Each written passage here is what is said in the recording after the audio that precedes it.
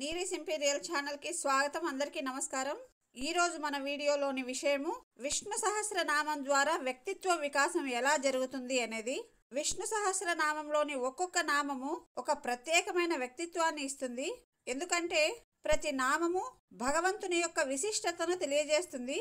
ఎవరైతే విష్ణు సహస్రనామమును పారాయణము లేదా నిత్యము చదువుతూ ఉంటారో వారికి తెలియకుండానే విష్ణువు యొక్క అంటే శ్రీ మహావిష్ణువు యొక్క అంటే ఆ నామాల యొక్క విశేషాలు అన్నాం కదా, అవి ఆపాదించుకుంటారు. దాని ద్వారా తమ వ్యక్తిత్వంలో ఎంతో పురోభివృద్ధిని గమనించుకుంటారు. కాబట్టి ఏ నామం ద్వారా ఎటువంటి వ్యక్తిత్వం ఉంటుంది అనేది చెప్పుకుంటున్నాము. అందరూ శ్రద్ధగా విని ఆ శ్రీ మహావిష్ణువు అంశకి పాత్రులు కావాలని కోరుతున్నాను. ఈ వీడియో ద్వారా మనం చెప్పుకున్న ఈ విషయంలో ఏవైనా మీ అభిప్రాయాల్ని కామెంట్ రూపంలో తెలియజేయండి. ఇక విషయంలోకి వెళ్తే ఈరోజు 11వ శ్లోకంలోని 95వ నామం నుంచి చెప్పుకోబోతున్నాము. ముందుగా శ్లోకం చెప్పుకొని తర్వాత నామాలు చెప్దాం. అజః సర్వేశ్వరః సిద్ధః సిద్ధిః సర్వాదిరచ్యుతః వృషా కపిరమేయాత్మ సర్వయోగ వినిశ్రుతః. ఇది శ్లోకము. ఇందులో ముందుగా అజః అనే నామం తీసుకుంటే ఇది 95వ సంఖ్య గల నామము. 1000 నామాల్లో ఇది 95వది. ఓకే, ముందుగా ఈ నామానికి అర్థం ఏంటంటే అజః అంటే జ అంటే జన్మ, అజ అంటే జన్మ లేనివాడు అని అర్థం అన్నమాట. భగవంతునికి ఆది అంతము ప్రారంభము ఏది లేదు. ఇంతకుముందు పుట్టలేదు, ఇకపైన పుడతాడు అనేది కూడా లేదు. ఎప్పటికీ ఉన్నవాడు అనే అర్థం అన్నమాట. ఈ నామ ప్రభావంతో మనిషిలో ఎటువంటి వ్యక్తిత్వం ఏర్పడుతుంది అంటే తమలోని జ్ఞానము చేత నిజాయితీ వాక్చాతుర్యము చేత ఇతరులను ఆకర్షించుకునే అంటే వశపరుచుకోగలిగే శక్తి ఏర్పడుతుంది. సహజంగానే అందరూ వారిలోని అంటే ఆ విష్ణు సహస్రం చదివిన వారికి అబ్బిన విష్ణు అంశ ఉంటుంది కదా, వారిలోని సహజమైన ఉత్తమ వ్యక్తిత్వానికి అందరూ వశులవుతారనమాట. తర్వాతి నామం 96వది సర్వేశ్వర. సర్వేశ్వర అంటే దేవదేవుడు, అంటే అందరికీ దేవతలకు కూడా ఈశ్వరుడు అని అర్థం అన్నమాట. ఈ నామ ప్రభావం ఎలా ఉంటుందంటే ఇందాక చెప్పుకున్నాం కదా, తన సహజ స్వభావం చేత సహజ లక్షణాల చేత అందరూ ఆకర్షితులవుతారు అని చెప్పుకున్నాం కదా. ఆ విధంగా వీరి పట్ల అందరిలోనూ ఒక విశ్వాసము ఒక నమ్మకము ఏర్పడుతుంది. ఎటువంటి విశ్వాసము అంటే తాను ప్రకటించుకోకపోయినా ఇతరులందరూ వీరిని నాయకులుగా భావిస్తారు. ఎందుకంటే ఒక నాయకుడికి కావలసిన అన్ని లక్షణాలు వీరిలో ఉంటాయి. అదే మంచి జ్ఞానము వాక్చాతుర్యము అందరినీ ఆదరించే గుణము ఇటువంటి లక్షణాల చేత వారు నలుగురి చేత నాయకుడుగా ఎన్నుకోబడతారనమాట. అంటే ఎన్నుకోబడతారు అంటే ఏదో ఎలక్షన్లో నిలబెట్టి ఓట్లు వేస్తారు అని కాదు, తమకు ఒక మార్గదర్శిగా అందరూ వాళ్ళని భావిస్తారు. తర్వాతి నామం 97వది సిద్ధః. సిద్ధః అంటే స్వయంగా పరిపూర్ణుడు అని. మనము లలితా సహస్రనామాలు చెప్పుకునేటప్పుడు కూడా సిద్ధేశ్వరి, సిద్ధమాత, సిద్ధరూప, యశస్విని ఇలాంటి నామాలు చెప్పుకునేటప్పుడు సిద్ధ అనే పదానికి అర్థం చెప్పుకున్నాం. సిద్ధము అంటే ఆల్రెడీ ఎగ్జిస్ట్ అయి ఉండేది అని, అంటే జీవ నిర్జీవుల్లో వాటి పుట్టుకతో పాటు సిద్ధమై ఉండేది అని, ఉండేవాడు అని. అలాగే ఇక్కడ సిద్ధ అంటే సిద్ధ విద్యల చేత స్వర్గప్రాప్తి లేదా శాశ్వత సిద్ధిని ఇచ్చేవాడు అని అర్థం అన్నమాట. వ్యక్తిత్వానికి ఎలా రిలేట్ అవుతుంది ఈ నామము అంటే ఎప్పుడూ ఉత్తమమైన కార్యక్రమాలను సాధించడంలో ప్రయత్నంలో నిమగ్నమై ఉంటారనమాట. ఆ కార్యక్రమాల గమ్యము లక్ష్యము చాలా ఉన్నతమై ఉంటుంది, పరమమై ఉంటుంది. తర్వాతి నామం సర్వాదిహి అంటే సర్వభూతాలకు ఆది కారణమైన వాడు లేదా మూలమైన వాడు, మూల పురుషుడు అని అర్థము. సారీ, ఇక్కడ మనం 98వది మర్చిపోయినాము. ఏంటి అంటే సిద్ధి అనేది ఇప్పుడు మనము అజః సర్వేశ్వర సిద్ధ తర్వాత సిద్ధి సర్వాదిరచ్యుత కదా. ఇందులో సిద్ధి అంటే పొందదగినవాడు అని.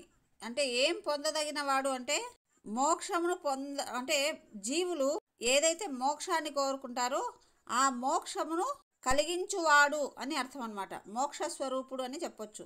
ఈ నామ ప్రభావం ఏంటంటే ఇందాక సిద్ధ అని చెప్పుకున్నాం కదా, ఉత్తమ ప్రయత్నాలు అంటే పరమ ఉత్కృష్టమైన కార్యక్రమాలు సాధించడము మొదలైనవి చేస్తుంటారని చెప్పినాం కదా. ఆ సాధన ద్వారా ఆ కార్యక్రమాలు సంపూర్ణంగా నెరవేరి వాటి ఫలితములను సాధించే విధంగా నిరంతరము తపిస్తూ ఉంటారనమాట. తర్వాతి నామం సర్వాదిహి. ఇప్పుడు 99వది. దీనికి అర్థము అన్ని భూతాలకు ఆది మూలమైన వాడు, మూల పురుషుడు అని. ఈ నామ ప్రభావం ఎలా ఉంటుందో చూద్దాం. సూక్ష్మమైన విషయాల నుంచి స్థూలమైన బృహత్తరమైన విషయాలన్నింటిలో కూడా పక్షపాతరహితమైన జ్ఞానమును కలిగి ఉండి అందరూ ఆశ్రయించదగిన వారుగా మహాత్ములుగా భావింపబడతారనమాట. తర్వాతి నామం 100వ సంఖ్య గలది అచ్యుత, అంటే చ్యుతి లేనివాడు, అంటే నాశనం లేనివాడు అని. పుట్టుక లేనప్పుడు ఇక నాశనం అయ్యేది ఉండదు కదా. భగవంతునికి ఒక పరిమిత స్వరూపం అనేది లేదు. తన స్వరూపం అంతా ఏంటి అంటే శక్తి. ఆ శక్తి రూపం మారుతుంది కానీ పుట్టుక నాశనము అనేది ఉండదన్నమాట. కాబట్టి భగవంతుడు అటువంటి వాడు అని చెప్పడానికి ఈ నామాన్ని చెప్పారు. ఈ నామ ప్రభావం చూద్దాం. విష్ణు అంశ కల వారిలోని శక్తి నాశరహితమైనది. వారికి చిన్నప్పటి నుంచే జ్ఞానపరమైన అంటే ఐక్యూ లెవెల్స్ అనేవి చాలా ఉన్నతమై ఉంటాయి. వీరిలోని జ్ఞానము ఏ కారణం చేత కూడా తగ్గిపోదన్నమాట. అలాగే ఆ జ్ఞానం అనేది ఇతరులకు మేలు చేసేదిగా వారు ఒక నియమంతో ఉంటారు. అంటే తమ జ్ఞానం ద్వారా తమ శక్తిని ఇతరులకు ఉపకారం చేసేందుకు మాత్రమే ఉపయోగిస్తూ ఉంటారు.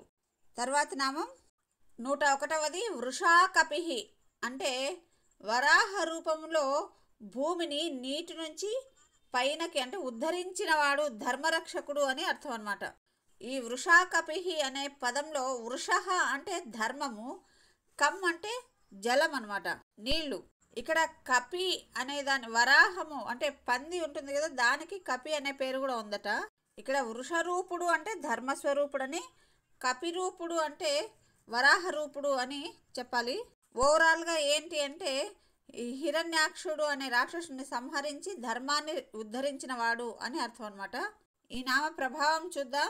వీళ్ళు కూడా అంటే ఈ విష్ణు అంశ కలవారు సమాజంలో ఉన్న ధర్మాన్ని నిత్యము ఉద్ధరిస్తూ ఉంటారనమాట. అంటే అధర్మము చెలరేగుతున్నప్పుడు దాని ప్రభావాన్ని తగ్గించి ధర్మాన్ని రక్షిస్తూ ఉంటారు. అంటే ఇక్కడ ధర్మాన్ని రక్షించడం ఏంటి, ధర్మాన్ని ఒకళ్ళు రక్షించాలా అనే ఒక అనుమానం రావచ్చు. కానీ భగవంతుడు భగవద్గీతలో చెప్పినట్లు యదా యదా హి ధర్మస్య గ్లానిర్భవతి భారత అని అర్జునుడితో చెప్తాడు కదా. అధర్మంకి శక్తి ఎక్కువైనప్పుడు, ధర్మానికి హాని కలిగినప్పుడు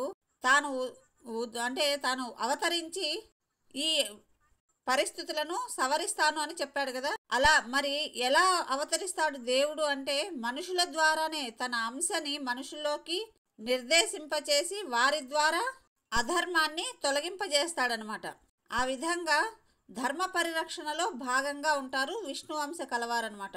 తర్వాత 102వ నామము అమేయాత్మ, అంటే ఒక పరిమితి గల ఆత్మ, అంటే పరిమితి లేని ఆత్మస్వరూపుడు అని. అంటే పరిమితిని నిర్ణయించడానికి శక్యం కాని, మన వశం కాని ఆత్మస్వరూపుడు, అనంతరూపుడు అని అర్థం అన్నమాట. అంటే భగవంతుణ్ణి ఒక్కొక్కరు ఒక్కో రూపంలో ఒక్కో స్వభావంతో కొలుచుకుంటుంటారు కదా. అంటే కొందరు కాలం అంటారు, కొందరు జ్ఞానం అంటారు, కొందరు సత్యం అంటారు. ఇలా ఏవి తీసుకున్నా అపరిమితమైన వాటిని స్వరూపముగా కలవాడు అనమాట. అంతే కదా, కాలానికి పరిమితం లేదు, సత్యాన్ని కూడా అది కొలతకు అందనిది. అటువంటి అపరిమితమైన వాడు కాబట్టి అమేయాత్మ అనే పేరు వచ్చింది. ఈ నామం ద్వారా విష్ణు సహస్ర నామాలు చదవడం అనే విషయంలో భాగంగా ఎటువంటి మార్పు కలుగుతుంది అంటే తమ కర్మల ద్వారా స్వభావాల ద్వారా ఒక దైవత్వాన్ని ఆపాదించుకుంటారనమాట. ఇదివరకు అన్ని నామాల్లో చెప్పుకున్నట్టు ధర్మాన్ని రక్షించడము, అపరిమితమైన జ్ఞానాన్ని కలిగి ఉండడము, చక్కటి వాక్చాతుర్యం కలిగి ఉండడము మొదలైన లక్షణాలు స్వభావాల ద్వారా ఒక నిర్గుణమైన దైవత్వాన్ని ఆపాదించుకుంటారు. ఇతరులకు వారిలో ఒక దైవత్వం అనేది కనపడుతుందన్నమాట. తర్వాత నామం 103వది సర్వయోగ వినిశ్రుత, అంటే ఎటువంటి బంధాలు లేనివాడు. అంటే ఏ రకమైన బంధాలు కూడా ఆయనని బంధించలేవన్నమాట. అన్ని బంధనాలను ఛేదించి ఉన్నవాడు అని. ఈ నామ ప్రభావంతో వ్యక్తులు తమ వ్యక్తిత్వం ఎలా ఉంటుంది అంటే తమవారు పరాయివారు అని పక్షపాత ధోరణి లేనివారై అందరినీ సమదృష్టితో చూస్తూ, అంటే ఎవరికి ఏది అవసరం వచ్చినా అది తనవారైనా పరాయి వారైనా బంధాలను లెక్క చేయకుండా, అంటే కొంతమంది తమ బంధువులని, తమ కులతత్వమును, తమ ప్రాంతీయ తత్వమును ఇలా ప్రదర్శించుకుంటూ ఉంటారు కదా. అటువంటి ఏ లక్షణము లేకుండా కేవలము బాధ్యతకి, కర్తవ్యానికి, ధర్మానికి కట్టుబడిన వారై ఇతర బంధాలను లెక్క చేయని వారై ధర్మపథంలో వారు తమ జీవనాన్ని గడుపుతూ ఉంటారు. ఇవి ఈరోజు మనం చెప్పుకున్న విష్ణు సహస్రనామాల్లోని 11వ శ్లోకము. ఆ శ్లోకంలోని నామాలు, ఆ నామాల యొక్క ప్రభావము వ్యక్తిత్వము ఎలా మార్పు చెందిస్తుంది అని చెప్పుకున్నాము. అన్నీ విని నచ్చితే తప్పకుండా లైక్ చేయండి. తర్వాత 12వ శ్లోకం గురించి తర్వాత వీడియోలో చెప్పుకుందాం. ఆ శ్లోకంలోని నామాలు ఎటువంటి ప్రత్యేక ప్రభావాన్ని చూపిస్తాయి అనేది చక్కగా వివరించుకుందాం. Thank you. Have a nice day.